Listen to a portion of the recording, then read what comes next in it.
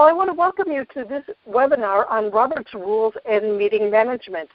I'm Lisa Presley. I'm the District Executive for the Heartland District, and this webinar is being put on by the Mid-America region, which is the Heartland District, Central Midwest District, and Prairie Star District as we go westward across the country. We're delighted to be able to offer these webinars to help our members figure out how to do church better. And it's also a time for you to be able to share what you've learned and what you've done too, so it's not just me as the expert. So feel free to ask questions when you have them, and if you have experiences that you found that have been helpful, I invite you to share those as well. What I would like to do now, though, is begin with a chalice lighting. And so if you have a chalice in front of you, feel free to light that or just kindle one in your own mind and heart. These are words by David Powell. We come to this time and this place to rediscover the wondrous gift of free religious community, to renew our faith in the holiness, goodness, and beauty of life, to reaffirm the way of the open mind and full heart, to rekindle the flame of memory and hope, and to reclaim the vision of an earth made fair with all her people one.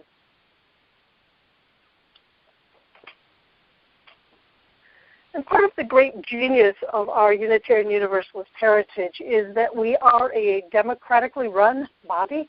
We believe that the congregation belongs to the people and that we hold it in trust for the generations who come. And so part of that democracy is that we have meetings, and sometimes we have more meetings than should be humanly possible. But often we don't really spend much time figuring out why are we meeting or what's the most effective way to run meetings. I remember when I was a layperson, I didn't get any education on this.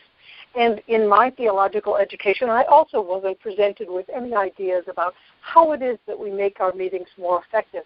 And so therefore, this evening's webinar is one to help us look at how do we become more efficient and more effective at our meetings. And efficiency and effectiveness can often be held in tension with each other, so we'll be talking about that a bit too. But this evening what we're going to be doing is looking at our assumptions and habits of meetings, how to make meetings more inclusive, how to run more efficient meetings, and then the whole thing about parliamentary procedure, Robert's Rules, and consensus, and what those really mean in our association and how we are together. So I want to begin just with this, talking for a moment about why we even bother to have meetings. As I said earlier, we are member-based organizations, and so thereby meetings are the way we get things done. It's often been said if you have 3 Unitarian Universalists in a room, you have at least 4, if not 10, different ideas about what should happen. And so it then becomes sort of fun because we get to spark off of each other's ideas and get up with creative ideas. So the meetings are one of the ways that we get things done. And yet at the same time, we make a ton of assumptions about what should happen, when they should happen, and who does what. And often those 3 UUs in a room will come up with 5 or 6 different assumptions that often are in direct contradiction to each other. And so it's time tonight to sort of look at this can of worms and see what does it really mean to do these meetings and how do we make sure that we do this better. My philosophy is that even if we're doing things great, we can always improve how we do and what we intend to do. There's always something more we can learn and another way that we can open up the democracy so it works better, more fairly and equitably for all. And the reason why we do this, too, is to make sure that we theologically deepen our own lives and transform not only our own lives but also our communities. I often view Unitarian Universalist congregations as countercultural in that we try to teach people how to live in the world in a way that is sometimes at odds with the wider world out there where it's all about me. And in our congregations, we're trying to figure out that delicate balancing act of living in community with people when our ideas and ways of doing things might differ.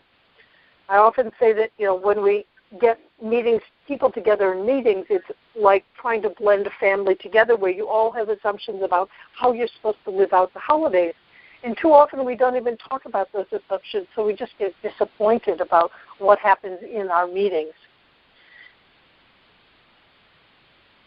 So some of the assumptions and habits that we have is we have this assumption that we must have committees and we must have meetings.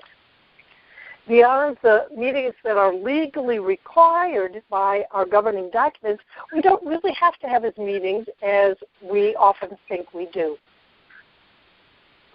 Many congregations now are realizing that they could just create task groups or work partnerships.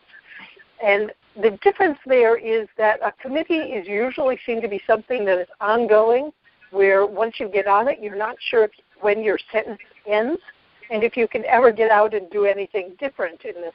Like one of my friends says, as a male in our UU congregations, if he ever shows up at a choir rehearsal, he knows he's in choir for life because there are so few tenors. He gets dragooned and doesn't ever feel he can leave. And too often that's how it is on our committees. We feel that if we join a committee or even start a committee, we'll have to go forever. But we can often form shorter-term task groups or work partnerships for those kind of events. We also assume that meetings must happen every month no matter what. And some congregations are finding that it's actually more effective if they only meet every quarter or every other month for some of the committees. Now, there are some committees that do need to meet on a regular basis, but there are other ones who meet often because of the habit of meeting rather than because they actually have the work that needs to be done. Another assumption that I often uncover in congregational life is that it's the people on the committee who are the ones who have to do the work. And again, that doesn't always have to be the case. There are some groups where I found where what has happened is there's an organizing team of maybe 3 or 4 people who figure out what are the jobs that need to be done, and then they ask other people to help do those jobs. That can often be more easier to get people to do because it's often a one-off job or something with a much shorter time frame. There's sometimes a difference between those of us who like to talk about how we get things done and organize and do all of that, and people who just want to do the work. Sometimes we are in the same person, but there are often more people who would be willing to do the work if someone just told them what needed to be done than to have to plan the work. And so by separating out those two aspects, you might find that you get more people who are willing to step up and help with the work. And then the other thing is that another assumption is that committees have to exist on into eternity. And one of the things I recommend that congregations do is at least every other year review the committee structure and see whether or not it's still serving you well, and if some of the committees are doing work that needs to be done. Often, especially in these days when culture is changing so much, we find that some of the committees don't really need to be around as much, or they might need to be an annual event or an annual something or every other month or something like that rather than that full-time one. So although we're talking about how to run effective meetings, one of the key things is to make sure that your congregational meetings, either of committees or of the congregation itself, are there for a purpose. People hate going to something and not knowing that what they do makes a difference. And so thereby it's good to always look and see if your committees are things that really are making a difference, if the way that you're organizing really helps you move forward, or is it just a habit of practice. Any questions or comments at this point? And if you do have them, it's *6 to unmute. Okay, well then let me move on to the enjoyable meetings. Too often, when you tell somebody, I have to go to a meeting tonight, everybody sort of groans internally because they realize that often the meetings aren't very much fun. But it doesn't have to be that way. One of the things that I found helpful in the past is when you build in social time into the meeting structure. Do you have coffee and cookies available, 15 or 20 minutes before time so that people can actually socialize with each other? Do you have snacks at the meeting that you pass around so it becomes a more hospitable kind of environment? Some congregations find that if they have a committee night, a night during the week where there are all the committees come, or a typical night that every month on that night of the week there are committee meetings, they will often couple a small worship service with that. When I was in my congregation in Toronto, We had Wednesday nights where there would be a half an hour Vesper service followed then by several different committee meetings. And that was a way that people got to enjoy each other's company as well and fulfill their own spirit as well as getting the work of the congregation done. I also try to make sure that I encourage appropriate laughter in meetings to make sure that people know that they can have fun, that it can be enjoyable, that it's okay to make jokes about things. And that if we approach these meetings with a sense of lightness and curiosity, not dread, that is another way to help make the meetings more enjoyable. The other thing I would suggest is that we approach meetings from a question such as, how are we growing our spirits? However you define your spirit, your soul, your own theological quest, your own engagement within religious community, how are you growing that by the meeting? And making sure that that is part of what happens too, not just the task-oriented part of getting any particular job done. It's also important to have inclusive meetings. One of the questions that I keep on trying to ask every time I'm doing a meeting is the one of, who is not here? Who should be around at this table who is not here? Depending on the time and day of the meeting, it could be that you have only older adults or you might have only younger people there. It might be that you find yourself meeting with people that all think alike or look alike.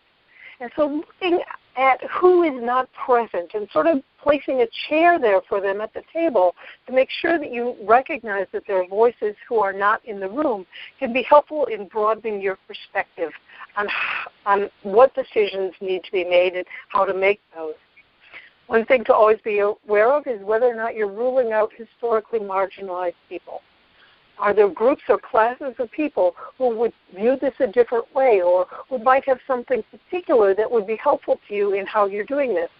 I remember one congregation I worked with was putting in place a worship service for young adults, and yet the youngest person on the committee doing this was 55 years old. And they weren't able to have any young adults be there as part of the committee. So they had to learn, how do we do this in a way that opens us up into a situation so that the people they were trying to serve, the young adults, are also there present at the table. And let's now to figure out what questions are good that will elicit the views of those not present. Saying something like, how do you think a mother with small children would think about this? Or what would a single dad do in this case? Or how do we make sure we engage our elders who can no longer drive? Asking those kinds of questions helps you broaden out the meetings and become more effective in the work that you're doing. It's also important to look at just the whole question of time and place of meeting. How accessible are you being in when you do it? If you have a meeting right after church on Sunday morning, then people who stay for that often are staying and they're a little bit hungry. Do you want to make sure that you have food available for that? Are your meeting times at such a time that a parent, if they were to be involved, would have to hire a babysitter to make sure that their child or children were well taken care of? Does the congregation offer child care when people are at meetings? Is it possible to tie people in virtually, either through Skype or through a conference call or some other way that way? Is it being held in a location that people can't find? In many congregations that don't have buildings, they end up having meetings in people's homes, but they don't necessarily always let people know that they would be welcome at those meetings and how to find the meetings when they're not held there. So the whole question of how accessible are our meetings to people who can't drive, to people who can only drive during the day or can only drive during night, and depending on their work schedules and all of that. It's very important to look at that whole concept of how accessible we are being.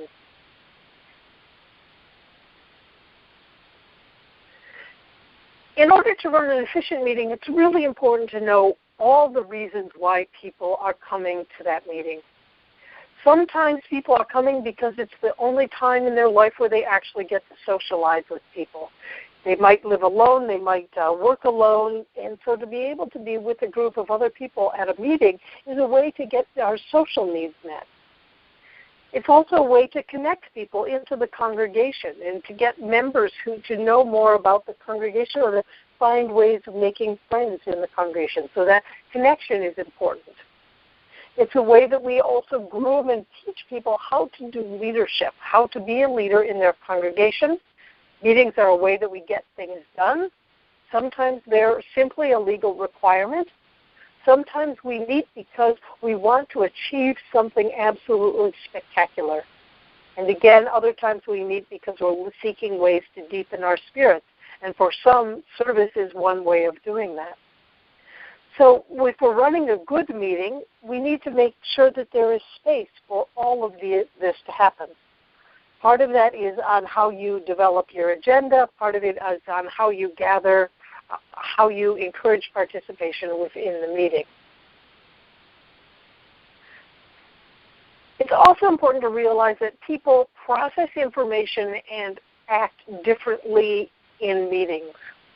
Some people leap to quick understanding. They only need a few words to be able to grasp the picture that's being painted of an idea. Other people tend to actually mull over longer and think deeply about what are the unintended consequences and need more time and space to be able to process that. Some people want decisions. Other people only want dialogue. People think quickly and slowly. Some people, like me, I'm an extrovert on all those scales. I sometimes have to speak to know what I'm thinking, whereas more introverted people sometimes have to think first to know what to say. And that can be a fun situation or a conflict in some committees when there are some people who talk so much that they don't allow time for other people to think. So again, we need to make space for all of this to happen. One way on that thinking thing is to have people sit for just a minute or two without anyone saying anything about an idea before you encourage that kind of conversation. And so, thinking about cute little tricks like that can help people process. Or asking people to write down their thoughts immediately about something then allows chance for the people who process more slowly or more quietly to have the time to do that processing. It's also important to make sure that you, as a leader of these meetings, prepare for them well. You have to build that agenda carefully. Now, check out the old minutes to see what old business or carryover work there is still to be done.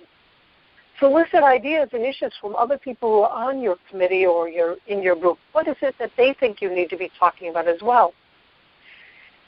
You can add time limits to your agenda, how long you think it's going to take to deal with any particular piece of business. I strongly recommend that a meeting be only 90 minutes long. If it's longer than that, you might have enough work for it to either be a second meeting or you'll find that there might be better ways to organize the work. But most of us can't really knuckle down and consider and work effectively for more than 90 minutes, especially if it's a meeting in the evening after we've been working hard all day. You should send your agenda and documents out in advance. I recommend that people do this at least 3 or 4 days in advance so that members on the committee or members of the congregation have a chance to read about what it is and to begin to think about this and ponder the situations before they actually get it at the meeting. One of my rules of thumb is that, not the one on this slide, but another one is that surprised people behave badly. And so whatever we can do is to not surprise people when we want them to think deeply about something is very helpful. So sending out the materials in advance can always help. Unless it's absolutely crucial that it be done in a quick way, I often suggest that anything important should not be decided in the same meeting that it's presented. If you're looking to do something new or if there's something that will change how you're doing things, it's often best to present it at one meeting, have your preliminary conversations, and then task people with going back and thinking about how might this impact us long term if we were to do this. There are really very few things in congregational life that are urgent enough when they are important to be able to be decided in one meeting. And so being able to build in this practice of being able to talk about it first, introduce it and talk about it, then think about it, and then come back and act, you will find that you often get better and deeper thinking on issues. And it's all one of the things that can be done, too, for a congregational meetings, rather than just presenting the ideas and expecting the members to vote on it. Then I encourage boards to have at least quarterly town hall meetings, where the only thing is to let people know about what the board is thinking about and talking about and where they're thinking of going. If there's any major thing that's coming up, such as a bylaw amendment or the budget or something that will ask members to change the way they're doing things, and again, presenting that idea a week or two ahead of time in an open forum where people can ask their questions can improve the quality of the meeting because, again, you're not surprising people. They have the time to process this. I'll be talking more later about this, but it's always good to make sure that you agree on your rules of how things are going to happen before you actually begin the meeting. Are there any comments or questions on these slides about the efficient meetings or what to do before you actually get to the meeting, before we switch to what you do during the meeting?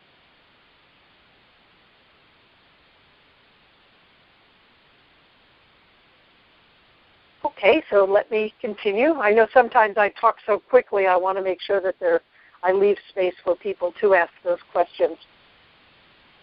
So now you're actually at the meeting.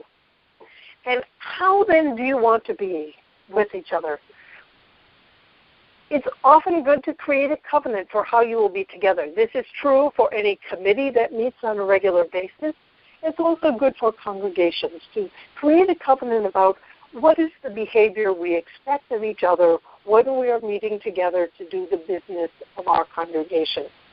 What are our rules about how often people talk, or how you get recognized, or how we share the work of keeping notes or whatever, but what are the intentions we come with, etc.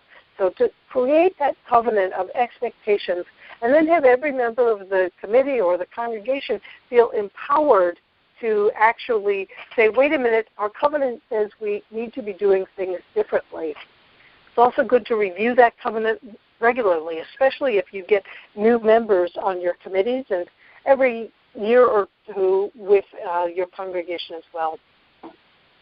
I also am one of those people who likes to believe in starting religiously on time or on time-ish, depending on the culture of your congregation.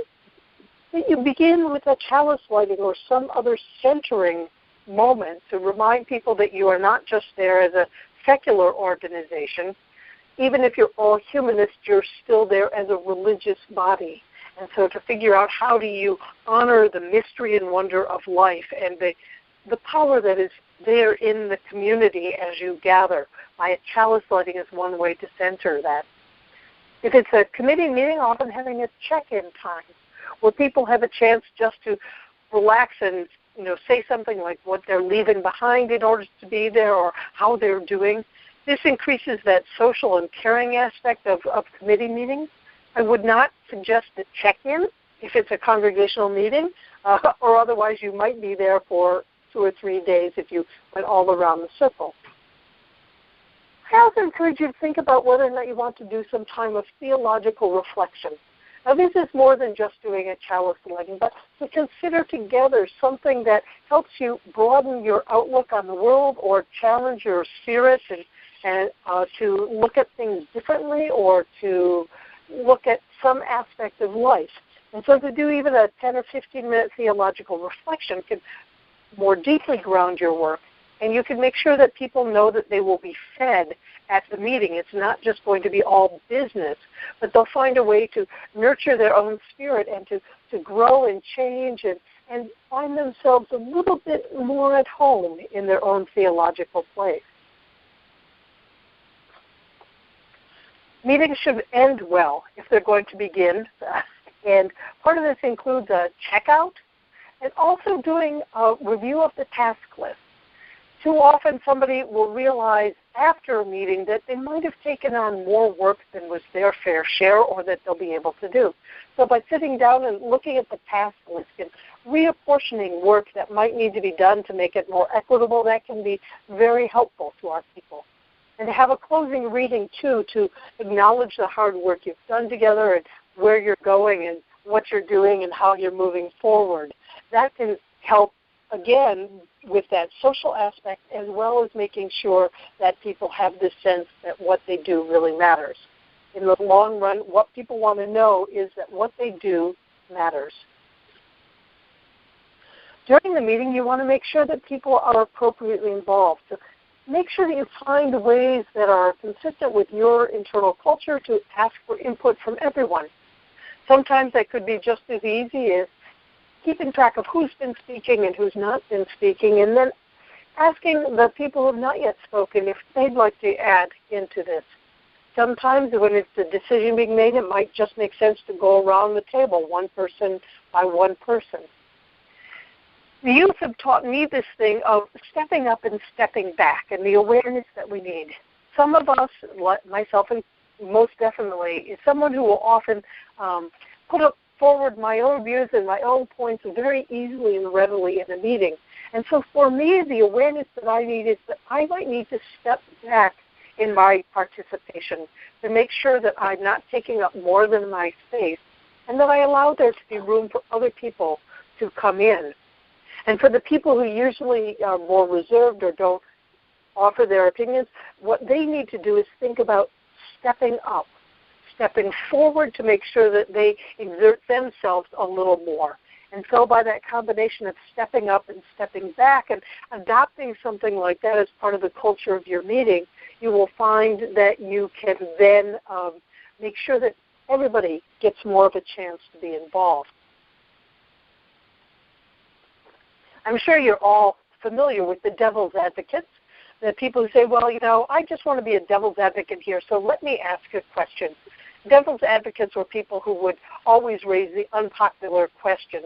But sometimes the devil's advocate use can stop a lot of consideration of ideas first. So one of the things you might want to do is adopt the Angels Advocates program. And then anytime an idea is presented, the first thing you would do is you would say, let's think about 3 really good things about this idea. You know, what are the benefits of this? And then also to ponder the question, how would we as a congregation or a camp or whatever, how would we be better if this really worked?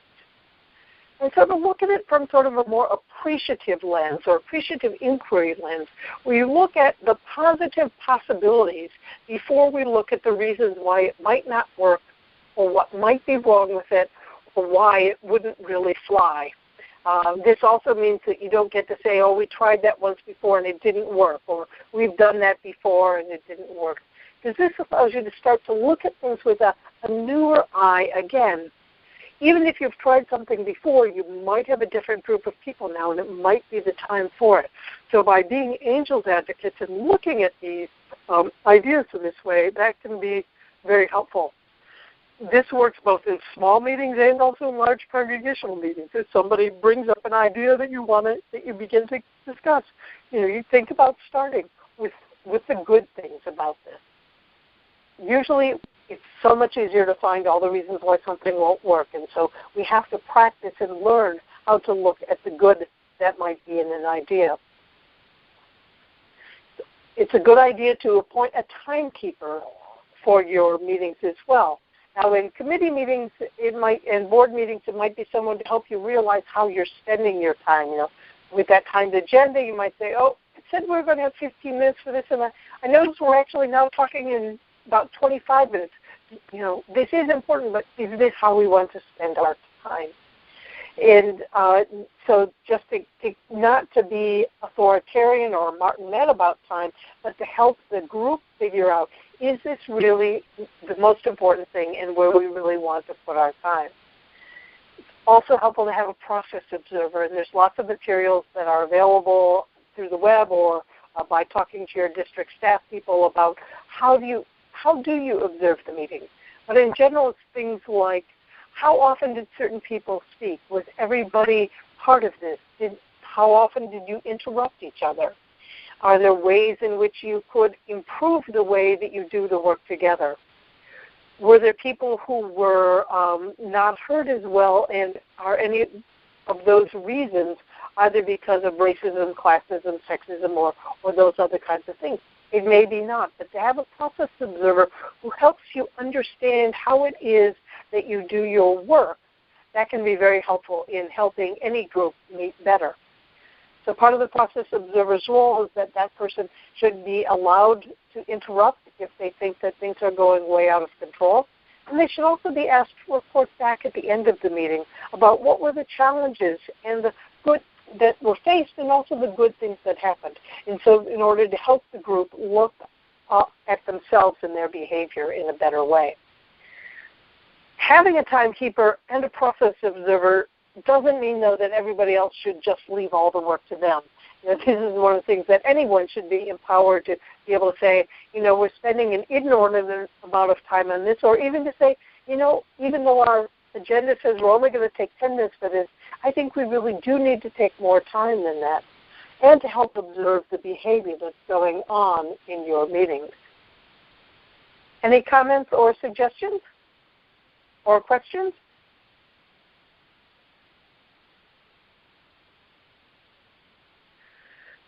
Okay, so the after impact of efficient meetings.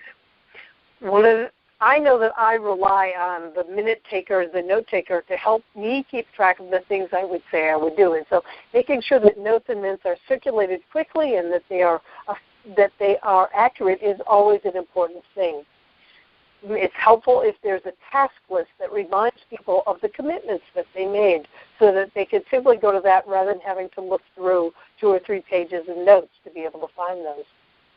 You want to follow up with folks as appropriate. If you're the chair of the meeting or the committee or the board or the congregation, you may be the ones to call up people and say, or to touch base with them and say, I noticed you took on this task. Just wonder how you're doing, but also what support you may need.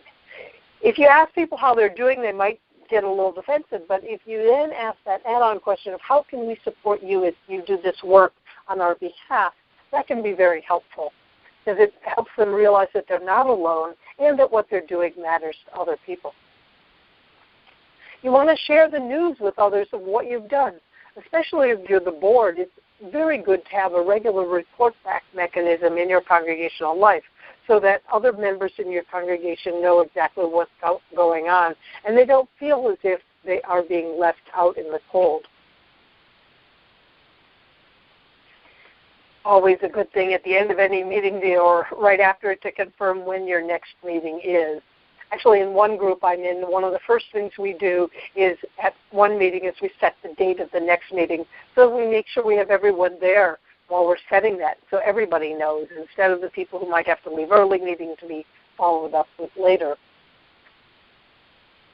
It's important, too, to make sure that you do what you say you'll do. If you take on a task, to make sure you will do that.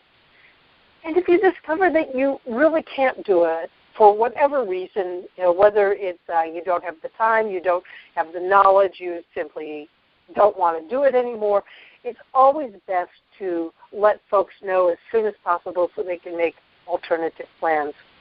One of the biggest gifts I was given once was when I was on the treasurer of a body, and I was not doing my job well. And the chair called me up and said, it seems like this is a job that you can't manage right now for whatever reason. Should we look for someone else to help do this job? And that allowed me then to say, yes, I'm not doing a good job at this, and I need to drop out. I might not have been able to do that on my own, but it's good for us to try to develop the ability to do that and to say enough is enough. So now we get on to the fun thing of the rules of an effective meeting and efficient meeting. One of the things that you need to do is to figure out what rules are you going to follow. Are you going to follow Robert's or Consensus or Roberta's or some other system that you've created? Check with your governing documents to see what is in there. Does it state for congregational meetings that you will follow Robert's rules, or does it state that you will follow something else? Is it moot on that point? If it is, or if there's a possibility that it could be more than one, you need to make sure that at the beginning of every meeting you let people know what's going to be the game plan here. It's good to make sure that you have a parliamentarian who can assist you with understanding the rule. Many of us think we know what Robert's Rule says, and we're surprised when we learn that that isn't actually the way things are done. And so to have someone who's knowledgeable on this, there are places that you can go on the web to learn about this, and I do have some resources listed at the end, but there also might be an organization nearby that would actually help teach you how to be a parliamentarian in the Roberts system. So you want to train those who are running the meeting and those who are attending the meeting. One congregation I served, it was rather amazing because there had been a period in that congregation's life in which trust was at a very low point because of all sorts of things that happened. But they had it in their bylaws that no member of the board could chair a meeting and no member of the board could take minutes at a meeting, and the culture was that the same person couldn't chair the meeting more than one time. And at the same time that they called for this radical democracy where any member of the congregation could do this, they also never provided training for people into how to run meetings. And so what happened was that there were a number of people who would get shell-shocked because they'd stand up there and they would be faced with difficult issues that the congregation was dealing with, and they would never have had any training or skill in order how to do this, and there was no backup support as far as training of them. And so that's one thing that's very important to do. You should have found on the handouts, or I emailed you handouts that included a couple of pages on how to do on Robert's Rules, the various motions in that, but also a copy of the sort of the generic education that I would use with congregations that helped everybody know how Robert's Rules work. Tried to make it a little bit humorous so that people could have fun with it. But think about doing something like that. And for those of you who are listening to this in the recorded version, I'm hoping that they're posted up on the web alongside this webinar. So let's talk about Robert. Who was he and why did these rules come into place? Well, his name was Henry Martin Robert, and he was an Army engineer. And in the 1870s, he was asked, put in a position where he was asked to run a meeting, and it was horrible. Nothing went right. People were talking and yelling over each other. He felt totally inequipped to deal with this. And so he said, I'm never letting this happen again. And so he created his first set of Robert's Rules about how a meeting should happen. Or now in the 11th version, and it has a foreword by his, I think it's his great-great-great-grandson, Henry M. Robert III. So it's going down in time through the Robert family. And on one of the websites that's listed in the resources at the back, you can see that Robert dynasty still working there. For many of us, it is the default way of decision-making. It might be in your bylaws that way, but it's also just because it's often the one system that people know. It's the one we go to. So it's good to be familiar with this, even if it's not the one that your congregation chooses to use. The basic premise in Robert's Rules is that no one speaks without recognition.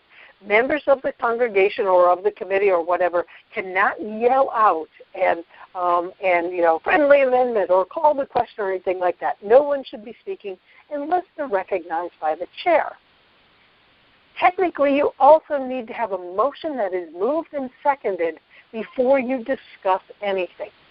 Now, many of our congregations and meetings don't follow this particular one. They might talk about a topic before there's a motion and then come out with the motion once they have sort of a sense of the meeting. But technically, that's wrong. However, if it works for you, that's one of the modifications to Robert's Rules that you might use. Roberts also says that no one speaks a second time until all are heard unless the chair agrees to allowing someone to speak again. So whoever is the presiding officer at that meeting has the ability to have someone speak a second time, and this can be helpful if there's someone who is bringing forth the proposal or if there's a staff member or other person in the meeting who has information that would be helpful to the whole to know. They might be someone who did the research on this and has the information. But they can't just speak again unless the chair agrees. And so the chair may call upon whomever it's often to clarify those issues. Only members in official Robert's Rules situations, only members of the body have the privilege of the floor, meaning they're allowed to speak. But the chair can grant to other people, non-members, the ability to speak and have their words heard. Point of information is what you say when you are asking to have something clarified. If you're saying, hey, wait a minute, what are we actually voting on? Or what does this mean? And so that's a good phrase to know. As is point of personal privilege. That's when you need something in particular, such as, I'm having a hard time hearing, could people speak up? Gosh, the room just got really cold, could somebody turn on the heat? Or things like that. The thing that lots of people do is, as I said, I'm sure you've seen it in your meetings, is people, when they get tired of the conversation or when they think it's just going in circular stuff, will yell out from the floor, call the question, call the question. Well, the actual term for that is moving the previous question, according to Robert, and you can only do that when the chair recognizes you. Once the chair recognizes you, then it's not a debatable point, and it needs a 2/3 majority to pass. But you do need to be polite. You can't just say, call the question after two people have spoken, or you could, but it's not fair to call the question when only maybe one or two people have had a chance to speak when there are others who are willing to do that or waiting to do that. And you do not have to call the question or move the previous question in order to go to a vote. The chair may call for a vote without someone having to yell out or ask to call the question or move the previous question. And this is especially true when there's no one waiting to speak. For those of you who've been at General Assembly, our annual meeting, you will know that there are pro and con microphones that are set up. And often what will happen is the moderator, if they see, 10 people lined up at the pro mic and no one at the con mic, they'll say, we think you're ready to vote because there aren't people willing to argue the other side. And so you might want to consider in your meetings having those two sides as well as a way of knowing whether or not you are ready for the vote. Now, the good news is there is one time when you are allowed to interrupt under Robert's Rules. And that's when somebody has a point of order. When you think that the rules are not being followed, then you can interrupt and say, point of order, I really want to raise the question because I don't think you're doing this well or doing it appropriately. Under Roberts, there's also no such thing as friendly amendment. In our interpretation of Roberts, we'll often do that, or in our own carrying out of it. But under the strict Roberts Rules, there is no friendly amendment. You actually have to make an amendment to the motion, or you can ask the original person to withdraw their motion and then have a new motion placed instead of that. When you come to voting under Roberts Rules, you do not need to call for abstentions. Only if people ask their vote to be recorded as an abstention is that required. There's nothing that prohibits the chair from calling for abstentions, but it's not a requirement. And the thing to remember is that abstentions do not count in the vote. It's only when you're trying to decide whether or not there's the proper plurality for whether or not something passes. It's only those people who have voted yes or no that counts. So let's say you have 10 people in a room, and it takes 50% plus one to pass a motion. If you have 3 people who vote yes and 2 people who vote no and 5 people who abstain, because 3/5 of the people voted in favor, if it took a majority, it would pass, even though 5 people did not vote. And so the abstention should really be left for cases where there might be some kind of conflict of interest, or if the person really does have some way of not being able to vote, because it really doesn't help our parliamentary system very well. But again, so the abstentions do not count when you're trying to decide whether or not something passes or not. In Robert's Rules, there's a customary rule for the chair, that the chair does not make or second motions, though there's nothing that necessarily prohibits that, other than just sort of personal restraint. And it's recommended that the person who's presiding speak out of chairing that meeting, assign it to the next person, the vice chair or whomever would be next in line, when they wish to speak on an issue. So they don't confuse the role of being the person who is facilitating the meeting with the person who has a stake on an issue. And the chair can break a tie in a vote, but they do not need to. They could simply let the tie stand, which in all cases then would mean that the motion would fail.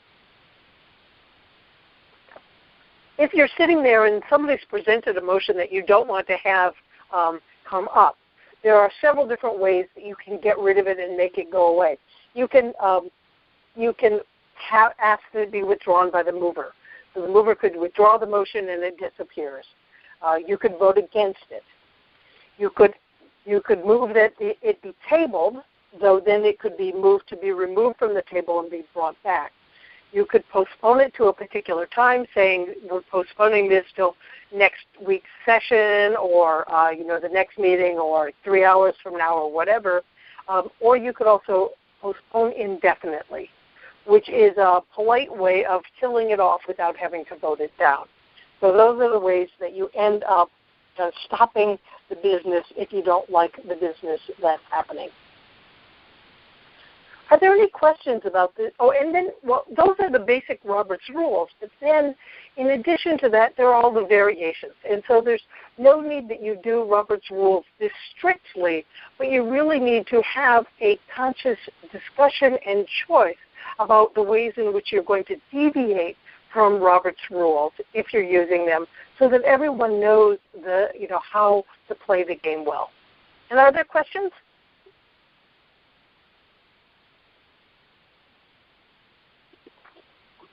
Okay, so then let's move on and talk a bit about consensus models. In our democracy, we often want to make sure that we are fair and judicious in how we do things, and so we often think that consensus is a great way to do it. And it can be. But there are certain conditions that are required for a consensus decision-making to go well. The first thing is you need to understand what your common goal is, that you're all moving in the same direction, that you know where you're going, and that you're committed to the same kind of progress and same direction.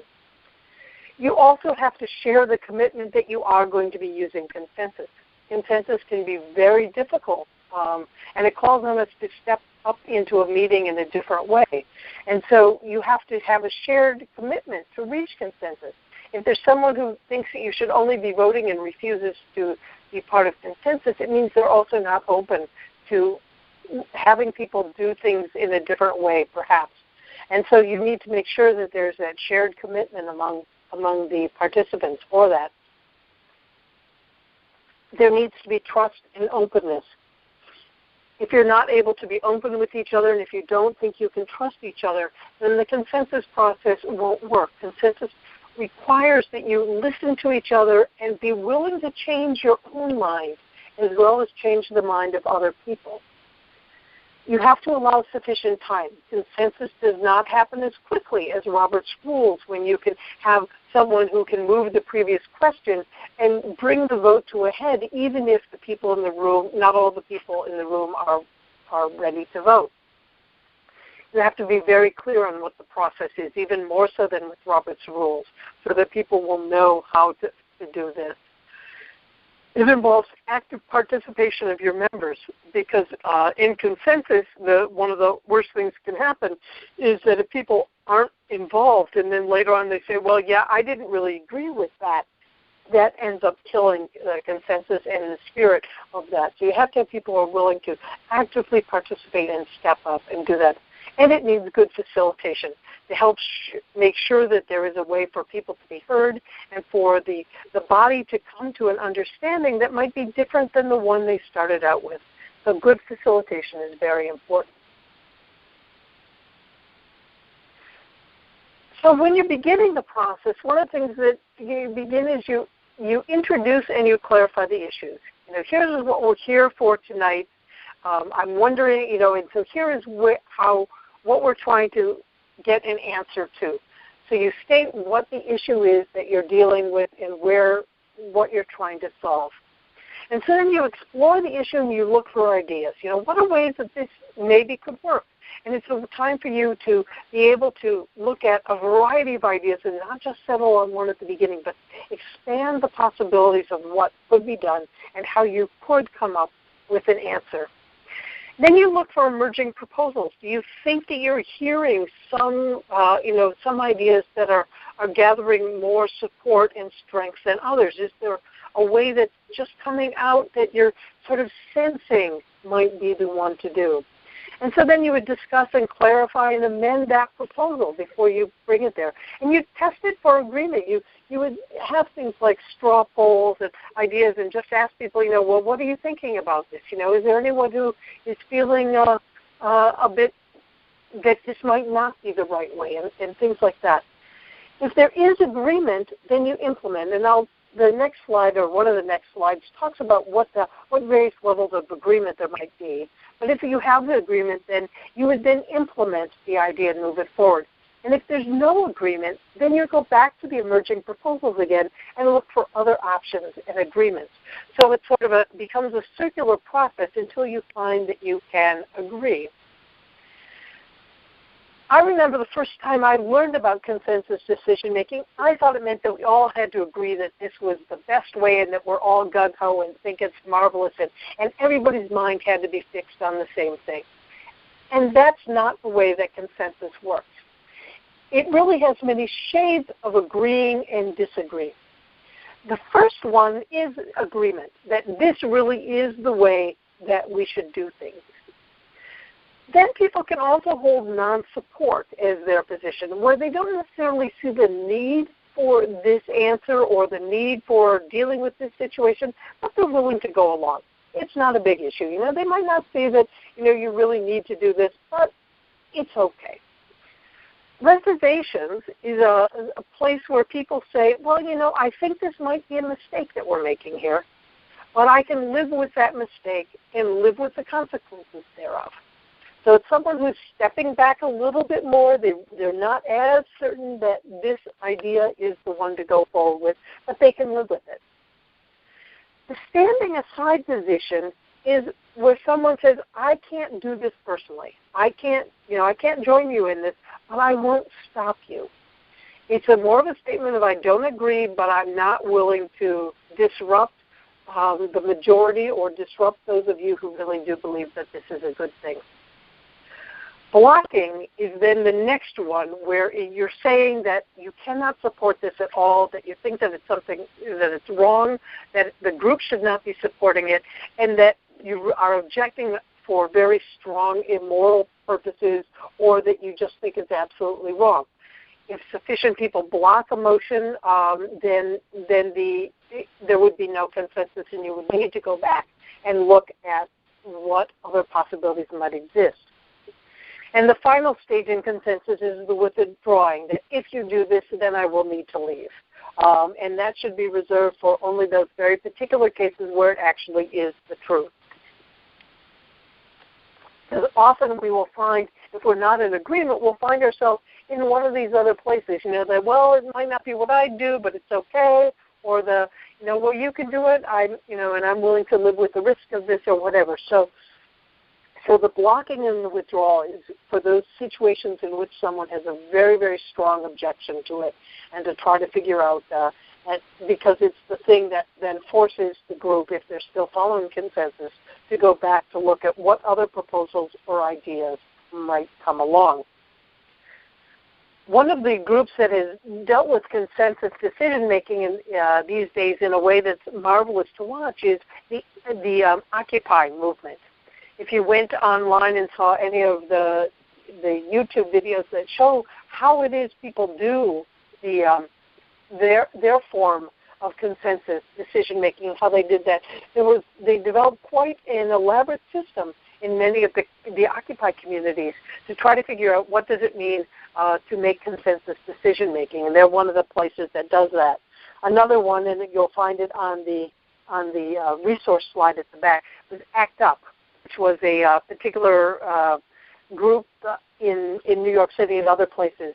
Again, a social justice networking group that has many materials on the web about consensus, and that's where I've gotten a lot of my training, is by looking at that. So when you're looking at consensus, one of the things that you always have to figure out is if you don't come to an agreement, then you continue to do what you've done before, or you don't do whatever's being proposed now. So if it's something that you're trying to change, the old way stays until you get to consensus. Or if you've never done it before, you still don't do it now. So it does take time to reach consensus, so it's not always good if there are quick and complex decisions that need to be made.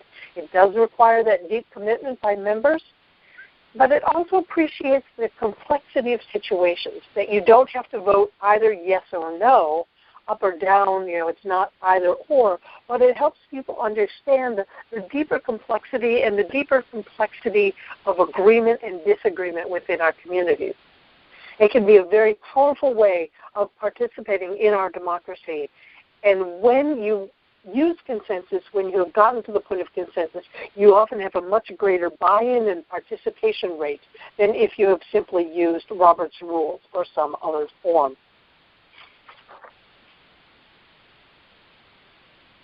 So comparing Roberts versus the consensus, you need to have a clear and shared articulation of when you use which for whatever rules you choose.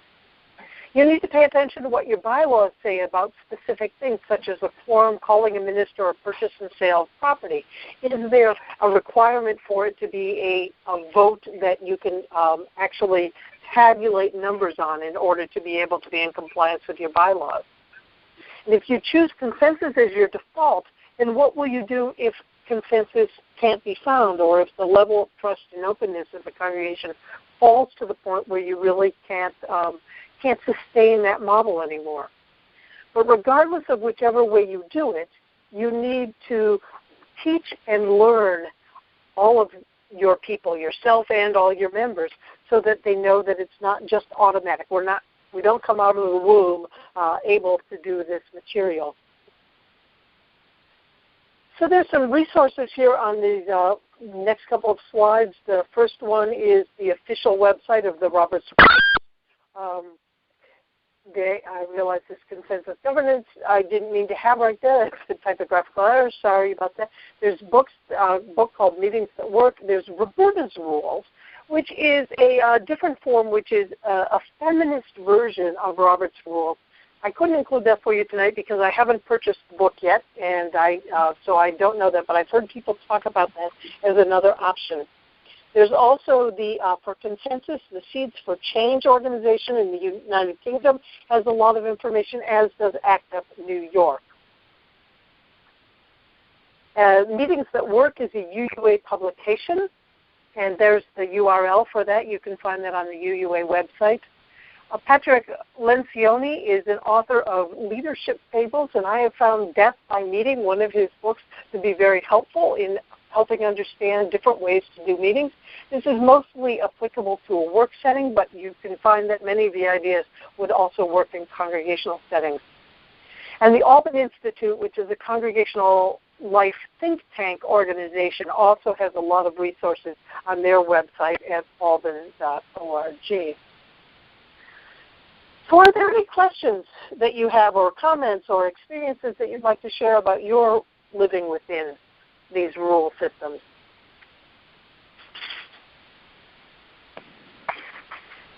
Hi, this is Kathy, and as the president of our board last year, I was the president-elect, and we actually decided to work by consensus, and our president at the time did a great job at it.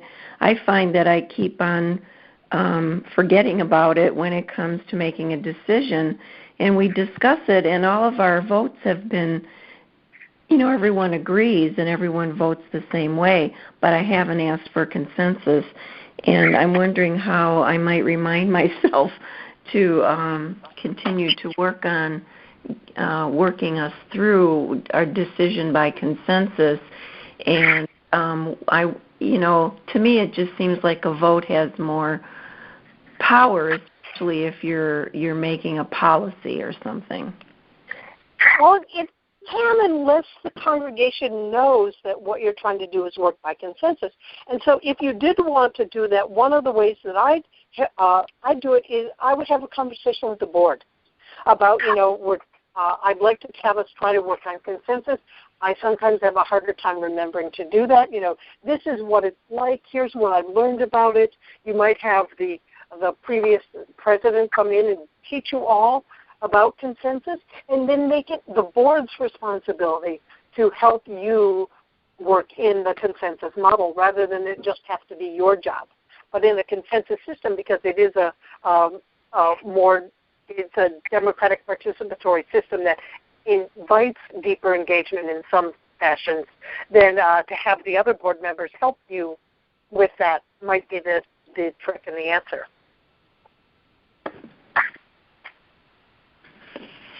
Someone else?